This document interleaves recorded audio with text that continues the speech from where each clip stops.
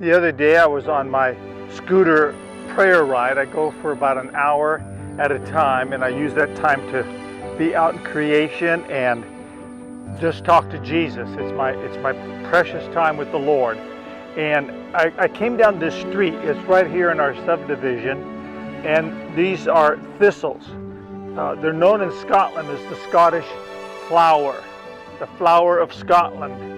And it struck me. They just sort of come right here alongside the roadway on both sides of this small road.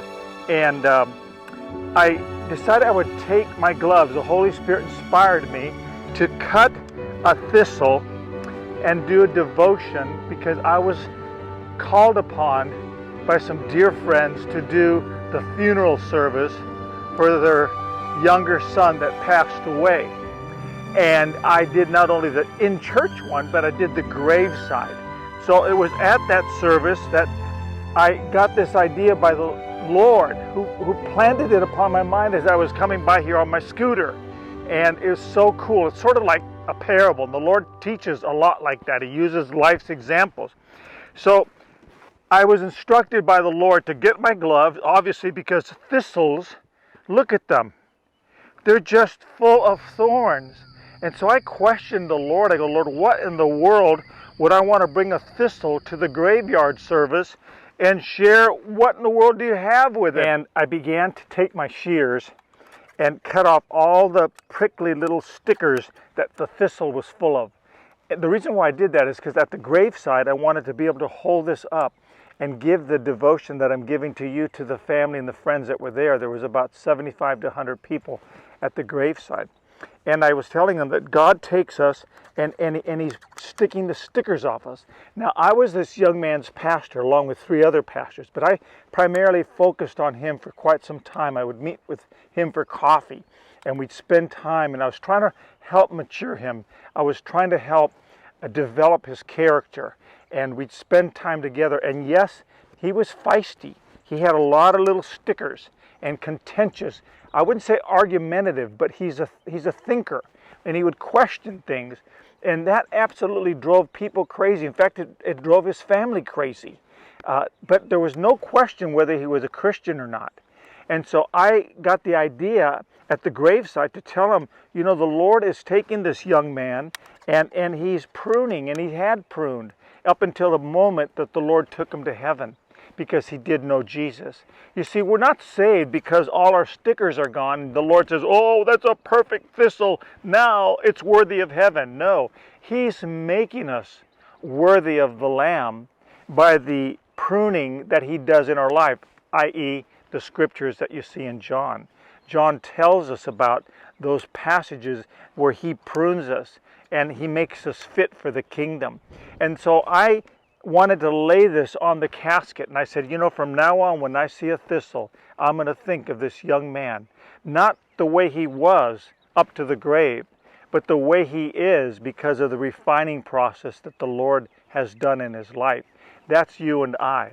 All I have to do is ask anybody here listening that knows you, how many of you would say that so-and-so has stickers? And everybody will say absolutely. Husbands will say that of their wives.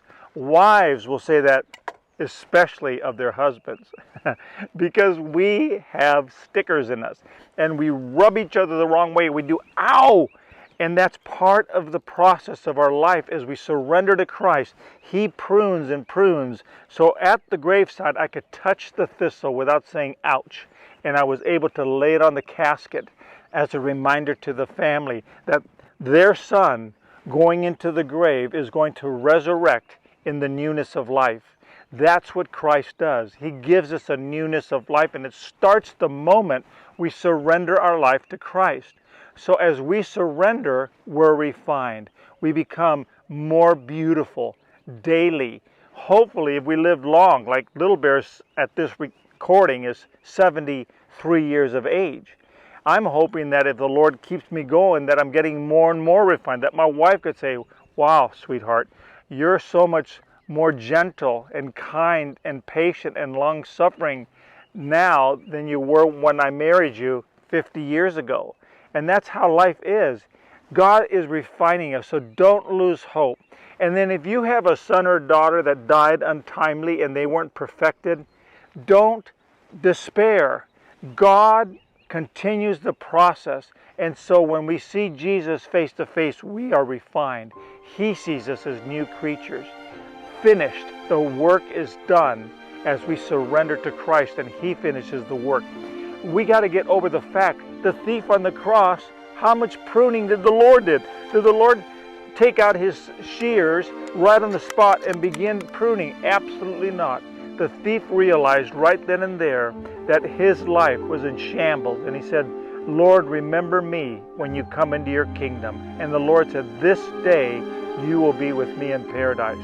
The Lord saw enough of that thief by submitting to Christ on the cross like we do, that he was worthy to enter heaven. So we have no right to say someone is better than us or we are better than them. No, we have to say, God, even so, keep refining, keep pruning, because I want to be made into your image and likeness. And let the Lord deal with other people as He deals with them. I want to leave you with this hope that God sees in you a beautiful reflection of Christ in the flower that you are through what Christ has done in you.